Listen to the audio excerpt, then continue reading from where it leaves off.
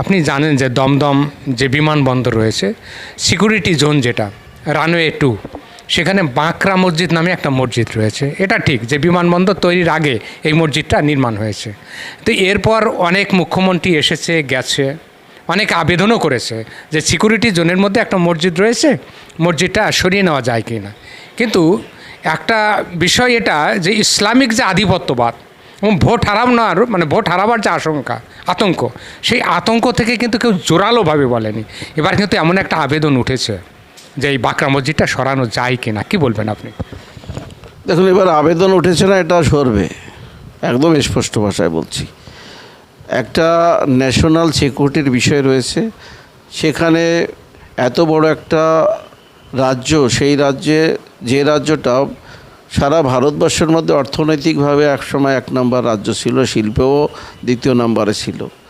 মানুষ আগে কলকাতাকে নিয়ে গর্ব করত, সেই কলকাতায় এখন একটা রানওয়ে দিয়ে ফ্লাইট নামা ওঠা করে, সেটা অত্যন্ত দুর্ভাগ্যজনক। এয়ারপোর্টের সম্প্রসারণ হয়েছে কিন্তু রানওয়ে সম্প্রসারণ করতে পারেনি একটা মসজিদের কারণে। সেই মসজিদে আমরা ধর্ম কাউকে আঘাত করব না, তারা নামাজ পড়ুক। সেই মসজিদটা যদি একটু সরিয়ে নিয়ে অন্য জায়গায় করা যায়, সেটা সরকার নিজের পয়সায় বা এয়ারপোর্ট অথরিটি নিজের পয়সায় করিয়ে দেবে। তো তাতে ক্ষতি কী আছে? মানুষের স্বার্থে, দেশের স্বার্থে। এর জন্য ইউরোপ কান্ট্রির বা বিভিন্ন দেশের ফ্লাইটগুলো আমাদের এখানে নামতে পারে না। আরও 2খানা রানওয়ে দরকার আছে। কলকাতা ব্যস্ততম শহর, আরও বেশি ফ্লাইট দরকার আছে। তো এটা হলে মানুষ উপকৃত হবে।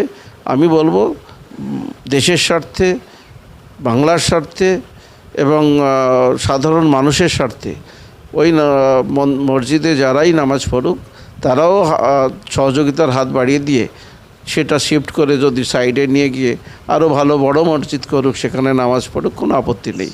সেটা আমি তাদেরকে অনুরোধ করব। আর তারপরেও যদি এটা নিয়ে কেউ নোংরা রাজনীতি করার চেষ্টা করে, আইনের পথে চলবে এবং ওখানে রানওয়ে হবে, এটা স্পষ্ট।